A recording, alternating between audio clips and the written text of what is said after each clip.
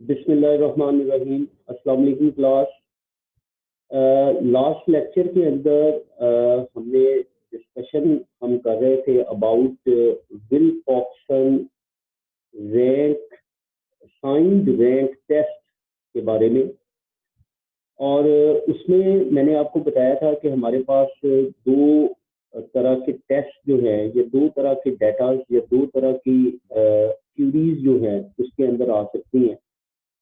एक, अगर आपके पास सिंगल पॉपुलेशन या एक सिंगल डाटा दिया जाए, और लास्ट लेक्चर के अंदर आपने देखा था कि हमारे पास सिंगल डाटा दिया गया था और उसके अंदर वो मीडियन को टेस्ट करने को उसने कहा, और हमने उसके ऊपर विल्कॉक्सन साइंड रैंक टेस्ट था वो हमने क्या किया, अप्लाई।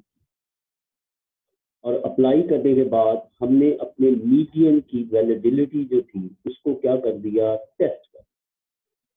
अब सेकंड है कि Wilcoxon signed rank test for paired data या फॉर पेयर्ड ऑब्जर्वेशन। कि अगर अब आपके पास पेयर्ड डाटा आ जाता है कि एक डाटा नहीं है, एक ही पॉपुलेशन में से आपने एक डाटे को दो दफा जो है वो क्या किया, कलेक्ट किया, पेयर्ड ऑब्जर्वेशन। ठीक है, तो जब भी पेयर्ड ऑब्जर्वेशन होती है और हमने उसके ऊपर विल्कॉक्सन साइंड रैंक टेस्ट जो है वो हमने क्या करना है, अप्लाई करना है। और आज के लेक्चर में हम इसी के मैथमेटिकल प्रोसीजर या इसके टेस्टिंग प्रोसीजर जो है इसको हम डिस्कस करें। सिंपल उसमें एक एग्जांपल दी, वो कहता है 10 young recruits were put through a centurious physical training program by the army। वो कहता है कि आर्मी ने एक 10 जो यंग रिक्रूट्स थे जो उन्होंने नए भर्ती किए, उसको कहता है कि उन्होंने एक आर्मी का जो एक फिजिकल ट्रेनिंग प्रोग्राम थी उसके थ्रू उन्होंने गुजारा। Their weights were recorded before and after the training with the following results। वो कहता है कि उनके जो वेट्स रिकॉर्ड किए गए before and after the training. सबसे पहले मैं यहाँ पे बेटे एक बात पेयर्ड की बात करता हूँ। पेयर्ड ऑब्जर्वेशन वो होती है कि अगर आप एक ही डाटे, एक ही क्या उसका नाम है, करेक्टरिस्टिक से दो दफा डाटा जो है वो आप क्या करते हो, कलेक्ट करते हो। जैसे ये उसने एक दिया है कि 10 उसने यंग रिक्रूट्स का डाटा लिया कि उन 10 यंग रिक्रूट्स जब उन्होंने उनको भर्ती किया तो उन्होंने उनके वेट्स ले लिए, फिर उनको एक ट्रेनिंग करवाई, ट्रेनिंग के बाद उनके क्या ले लिए, वेट्स ले लिए। इसी तरह हम 10 स्टूडेंट्स का हमने टेस्ट लिया, टेस्ट के हमने मार्क्स ले लिए, फिर हमने उनको एक हफ्ता या 2 हफ्ते की कोचिंग दी, कोचिंग देने के बाद फिर हमने उन्हीं 10 स्टूडेंट्स का टेस्ट लिया और उसके मार्क्स जो है वो क्या कर दिए, फाइंड आउट कर दिए। इसका मतलब कि उन्हीं एक ही इंडिविजुअल से, एक ही ऑब्जेक्ट से आपने एक से ज्यादा दफा, 2 दफा आपने उससे डाटा जो है वो क्या कर दिया है, कलेक्ट कर दिया। तो जब भी ऐसी सिचुएशन होती है कि अगर आप ऑब्जेक्ट से एक से ज्यादा दफा डाटा कलेक्ट करते हैं सेम कैरेक्टरिस्टिक्स का, तो वो जो डाटा होता है वो आपके पास क्या कहलाता है, पेयर्ड डाटा। अब यही उसने वेट्स लिए बिफोर कि ट्रेनिंग होने से पहले उनके जो वेट्स लिए उसका डाटा उन्होंने हमें क्या दे दिया, गिवन। ये 10 जो रिक्रूट्स हैं, जो 10 जवान हैं, उनका डाटा उसने हमें क्या दिया हुआ है, गिवन दिया।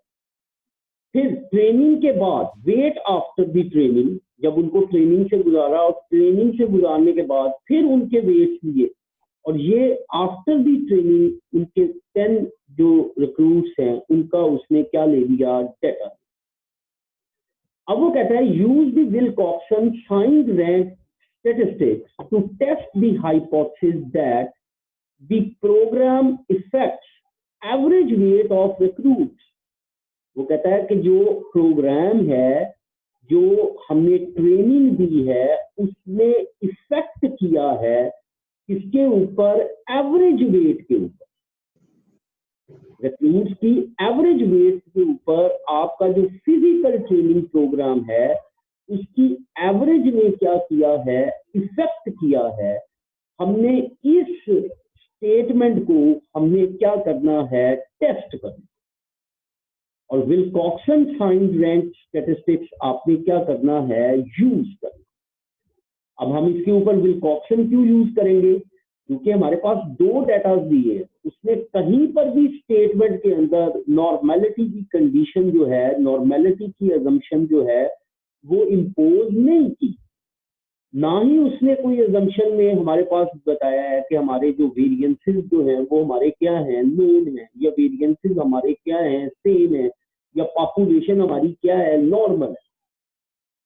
मैंने आपको बताया था कि जब भी पैरामीट्रिक टेस्ट में आते हैं, एवरेज को हमने टेस्ट करना, तो अगर तो अजम्पशन साथ वो इम्पोज करता है, नॉर्मेलिटी की अजम्पशन इम्पोज करता है, वेरिएंसेस के सेम होने की अजम्पशन को इम्पोज करता है, तो फिर तो आप उसके ऊपर जो था वो मीन टेस्ट जो था, टी टेस्ट या जी टेस्ट, आप उसके ऊपर क्या करते हैं? अप्लाई करते हैं। लेकिन यहां पर अब उसने नॉर्मेलिटी की अजम्पशन को स्किप कर दिया। अगर जो भी कंडीशनल अजम्पशंस थी वेरी अबाउट पॉपुलेशन वेरिएंसेस से रिलेटेड, उनको उसने क्या कर दिया? स्किप कर दिया, उसने स्टेटमेंट में नहीं दिया। तो इसका मतलब अब ये पैरामीट्रिक टेस्ट में नहीं फॉल करेगा, बल्कि ये किस में फॉल करेगा? नॉन पैरामीट्रिक टेस्ट में फॉल। अब इससे रिलेटेड जितनी भी इंफॉर्मेशन टेस्ट से रिलेटेड वो हम प्रीवियस लेक्चर के अंदर हम डिस्कस कर चुके हैं। अब हम इसी क्वेश्चन को विल्कॉक्सन साइंड रैंक टेस्ट के जरिए में हम इस क्वेश्चन का क्या करते हैं? Solution find out. सबसे पहले वो कहता है हमारा पहला स्टेप हाइपोथेसिस का होता है, that is null and alternative hypothesis, H not null hypothesis. वो कहता है the programme does not effect the average weight of recruits, यही उसने पूछा है। हम एच नॉट बनाते हैं कि हमारी जो प्रोग्राम है, जो फिजिकल ट्रेनिंग प्रोग्राम है, उसने रिक्रूट्स के जो एवरेज वेट के ऊपर इफेक्ट नहीं किया। इसका मतलब कि μ1 minus μ2 is equal to 0। Average की बात कर रहे हैं। μ1 आपका बिफोर है, μ2 आपका क्या है? आफ्टर है। तो इसका मतलब μ1 minus μ2 is equal to 0। There is no effect. उसने कोई इफेक्ट, फिजिकल ट्रेनिंग प्रोग्राम ने कोई इफेक्ट नहीं किया। H1 alternative hypothesis, the program effect the average weight of recruits, उसने इफेक्ट किया है। इसका मतलब कि दोनों means, the difference between two means is not equal 0, either it will be a less और it will be a greater. या आपका मीन वेट जो है, जो डिफरेंस जो है वो लेस भी हो सकता है, वो क्या हो सकता है? ग्रेटर भी हो सकता है, कम भी हुआ होगा और क्या हुआ होगा? ज्यादा भी हुआ होगा। जैसे अगर आप ये देखें, फर्स्ट 125 है, फिर 136 है, ये बढ़ गया। इसमें देखें 195 है, ये 201 है, बढ़ गया। इसमें देखें 160 है, ये 168 है, कम हो गया। इसमें देखें ये 171 है, 184 है, बढ़ गया। कि कुछ बढ़ेंगे, इसमें पहले ज्यादा था, बाद में क्या हो गया? कम हो गया। इसमें देखें आपके पास पहले जो था वो कम था, बाद में क्या हो गया? ज्यादा हो गया। इसलिए नॉट इक्वल का साइन हम क्या कर रहे हैं? यूज कर। अब देखिए सेकंड स्टेप हमारा क्या होता था? लेवल ऑफ सिग्निफिकेंस, जिसको आप अल्फा से डिनोट करते थे। और स्टेटमेंट के अंदर उसने अल्फा हमें गिवन दिया कि लेट, वो कहता है अल्फा इक्वल 0.05, कि आपका अल्फा जो है वो 0.05 के क्या है? इक्वल। तो लेवल ऑफ सिग्निफिकेंस अल्फा 0.05। अब तीसरा देखें, test statistics T, capital T use करते थे। The smaller sum of ranks with the sign ignored, smaller sum of rank लेना है, लेकिन साइन आपने क्या करना है? इग्नोर करना। साइन आपने क्या करना है? इग्नोर करना। अब देखिए चौथा स्टेप कैलकुलेशन, अब हमारे पास वेट है, बिफोर एक्स से डिनोट कर लिया, आफ्टर को वाई से डिनोट कर। अब यहां पे याद रखें पेयर्ड के अंदर हमेशा जो आपने डिफरेंस लेना है वो डिफरेंस आपने आफ्टर माइनस बिफोर देना। आफ्टर का बिफोर में जो भी आप ट्रेनिंग से गुजार रहे हैं बंदों को, जो भी आपने कोचिंग की है, उसके बाद वाले स्कोर में से पहले वाले स्कोर को क्या करना है, माइनस करना। तो इसीलिए याद रखें जो भी बिफोर वाला, जो पहला फर्स्ट डाटा होगा बिफोर वाला, उसको आप एक्स से डिनोट करेंगे। जो आफ्टर, इसका मतलब जो आपने ट्रेनिंग दे दी है, जो आपने कोचिंग की है, जो आपने दोबारा डाटा कलेक्ट किया है, उसको आफ्टर वाले डाटे को आपने किससे डिनोट करना है, वाई से। और जो आपने डिफरेंस लेना है वो किसका लेना है, वाई माइनस एक्स का, आफ्टर माइनस बिफोर।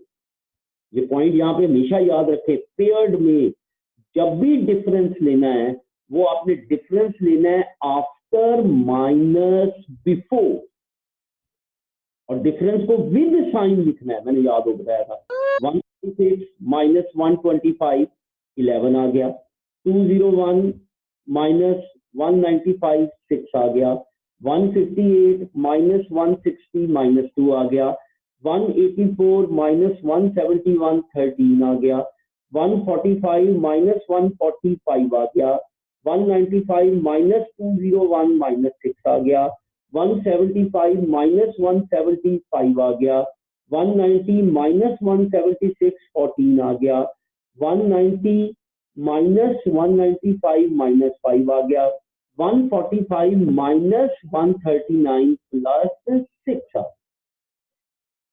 क्लियर हो गया जी। तो सबसे पहला काम आपने क्या लिया कि आपने डिफरेंस ले लिया। सिंगल डाटे में आप डिफरेंस लेते थे मीडियन से या मीन से, लेकिन जब पेयर्ड डाटा होगा तो आपने डिफरेंस लेना है किसका, आफ्टर माइनस बिफोर का, आफ्टर माइनस बिफोर। क्लियर। अब देखें, अब आपने रैंक ले ली, y minus x modulus. Modulus मैंने आपको बताया था, बेशक मैंने आपको बताया भी था कि यहाँ पे एक एक्स्ट्रा कॉलम बना ले। कॉलम का मतलब कि आप y माइनस एक्स मॉडुलस कर ले। मॉडुलस का मतलब ये साइन आप सारे क्या कर दें, इग्नोर कर दें, पॉजिटिव कर दें सारे। एब्सोल्यूट मॉडुलस का मतलब एब्सोल्यूट वैल्यू। एब्सोल्यूट का मतलब क्या होता है, मैंने आपको लास्ट लेक्चर में भी बताया था कि consider all values are positive, कि आपकी जितनी भी वैल्यूज हैं वो सारी की सारी वैल्यूज आपकी क्या है, पॉजिटिव। बेशक यहाँ पे सारे इग्नोर कर दें। अब रैंक ले, रैंक मैंने आपको बताया था क्या हम करते थे, फ्रॉम मिनिमम टू मैक्सिमम, छोटी वैल्यू से स्टार्ट करना है और रैंक किसकी तरफ देने हैं, बड़ी वैल्यू की तरफ। अब देखें सबसे छोटी वैल्यू इसमें काउंट करें, कौन सी है आपके पास, 2। 2 से छोटी कोई वैल्यू नहीं है, तो देखें 2 को मैंने 1 दे दिया। अब 2 से बड़ी देखें, ये देखें 5, ये भी 5 है, ये भी 5 है। अब देखिए 5 3 टाइम्स आ रहा है, 5 के अंदर टाइज आ रही हैं। अब याद रखें अगर टाइज आएंगी तो फिर हमने एवरेज रैंक फाइंड करना। अब एवरेज रैंक कैसे फाइंड करेंगे, अब देखिए 5 कितनी दफा आ रहा है, 3 दफा आ रहा है, और अभी तक हमने एक रैंक दिया है 1।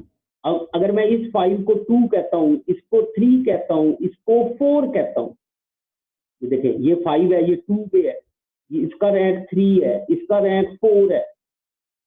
अब इन तीनों रैंक्स को ऐड करो तो देखें 2 प्लस 3 प्लस 4, 2 प्लस 3 5 प्लस 4 9। अब 3 थे तो डिवाइडेड बाय 3, आंसर क्या आ गया, 3 आ गया। तो एवरेज रैंक क्या आ गया, 3 आ गया। अब जो 5 वाले हैं इन सब को 3 3 दे दिया, देखिए 3 3 3, एवरेज रैंक दे। क्लियर हो गया। अब हमने 5 तक रैंक दे दिए, हमने कहां तक रैंक दे दी, सॉरी 5 नहीं, सॉरी 4 तक हमने रैंक दे दिए। कहां तक रैंक दे दिए हैं, 4 तक रैंक दे दी। लेकिन राइट डाउन हमने क्या किए हैं, एवरेज रैंक, क्योंकि टाइज आ रही थी। तो जब भी टाइज हो तो जो उनके रैंक जहां तक बनेंगे, पहले 5 5 5, पहले 5 को रैंक 2 दिया, अगले को 3 दिया, अगले को 4 दिया।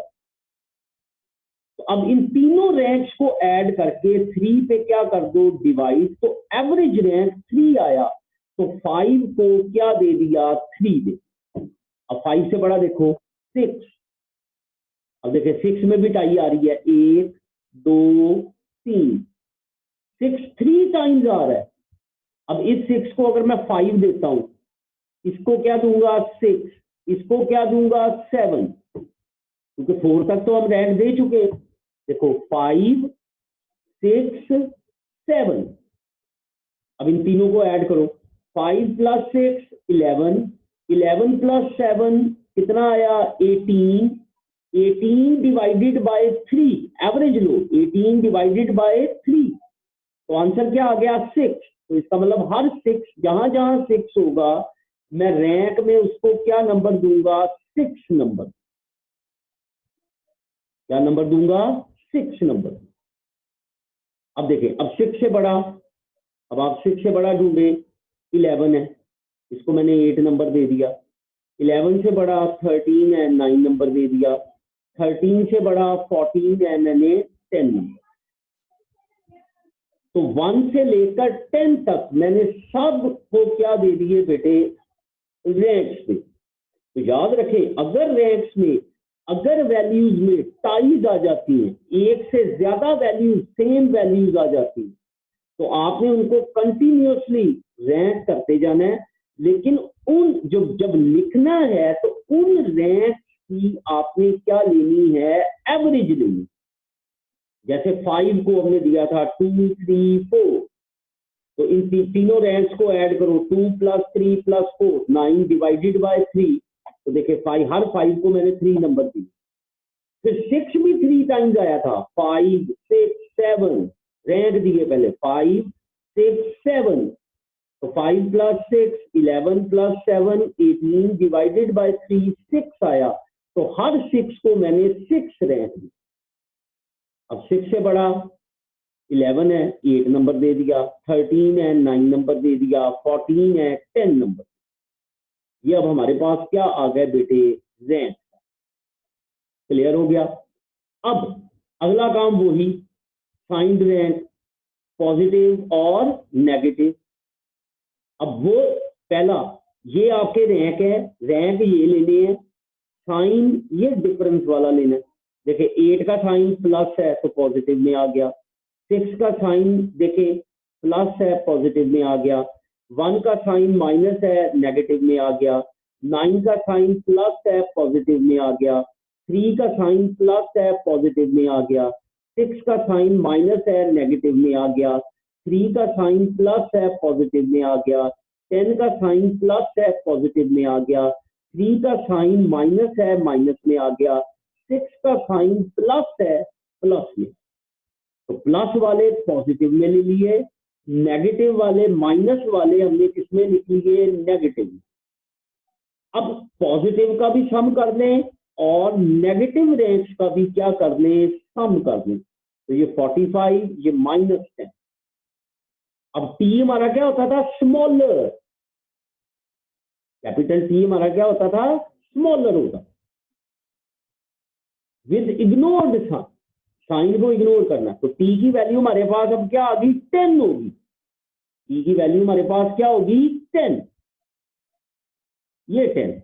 लेकिन साइन आपने माइनस यहां से क्या कर देना है, इग्नोर कर देना है। जब भी आपने इसको राइट डाउन करना है या पढ़ना है, आपने इसको t = 10 पढ़ना है, -10 नहीं लिखना।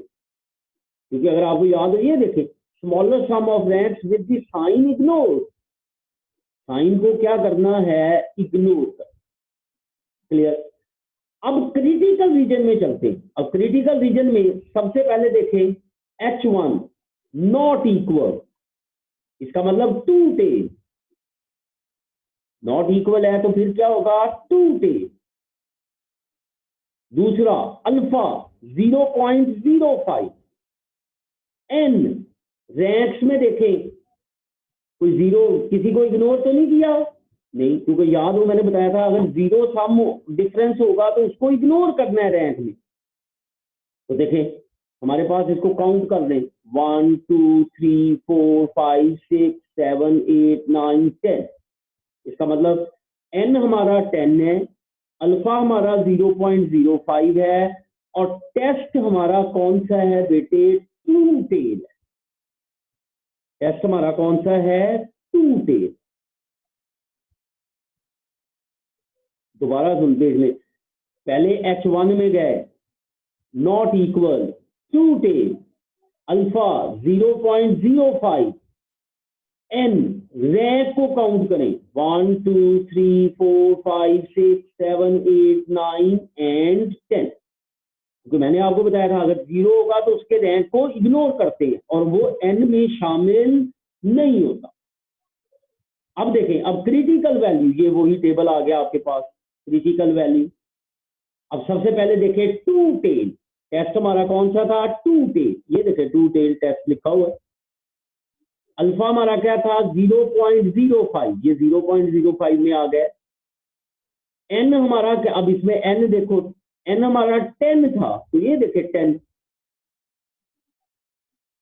वो इधर साइड पे फर्स्ट कॉलम में देखें एन हमारा 10 है, तो 10 में देखें, दोबारा बोल रहा हूं, 2 टेल नॉट इक्वल की वजह से 2 टेल टेस्ट, अल्फा 0.05, एन हमारा 10, ये देखें 10, ये 10। तो वैल्यू टी की क्रिटिकल टेबल वैल्यू क्या आ गई, 8 आ गई। टेबल वैल्यू हमारे पास क्या आ गई, 8 आ गई, ये देखिए। अब मैं चलता हूं क्रिटिकल रीजन में, तो critical value of capital T equal 8, तो टी की वैल्यू क्या आ गई, 8 जी बेटे, क्लियर है। अब देखें, अब हमने ये कहा था कि हमारे पास दो वैल्यू, एक कैलकुलेटेड वैल्यू है और एक टेबल वैल्यू। ये आपकी कैलकुलेटेड है, चौथे स्टेप वाली। पांचवें वाली आपकी क्या है, टेबल है। और हमने कहा था अगर कैलकुलेटेड वैल्यू टेबल वैल्यू से छोटी होगी तो एच नॉट को रिजेक्ट करेंगे, अगर कैलकुलेटेड वैल्यू टेबल वैल्यू से बड़ी होगी तो एच नॉट को एक्सेप्ट करेंगे। अब देखें, अब कैलकुलेटेड वैल्यू 10 है, टेबल वैल्यू 8 है। अब देखिए कैलकुलेटेड वैल्यू टेबल वैल्यू से बड़ी है, ये देखें, since the observed value, observed का मतलब calculated value of T does not lie in critical region, so we cannot reject our null hypothesis. वो कहता है कि हमारी कैलकुलेटेड वैल्यू जो है वो टेबल वैल्यू से बड़ी है, लिहाजा हम एच नॉट को क्या करेंगे, एक्सेप्ट करेंगे। अब इसको सिंपल इस तरह लिखें, since our calculated value of t equal 10 is greater than table value, ये टेबल वैल्यू से क्या है, बड़ी है, लिहाजा हम एच नॉट को एक्सेप्ट करेंगे। या आप ऐसे भी लिख सकते हैं कि हमारी कैलकुलेटेड वैल्यू जो है वो क्रिटिकल रीजन में फॉल नहीं कर रही, लिहाजा हम एच नॉट को रिजेक्ट नहीं करेंगे, लिहाजा हम एच नॉट को रिजेक्ट नहीं करेंगे।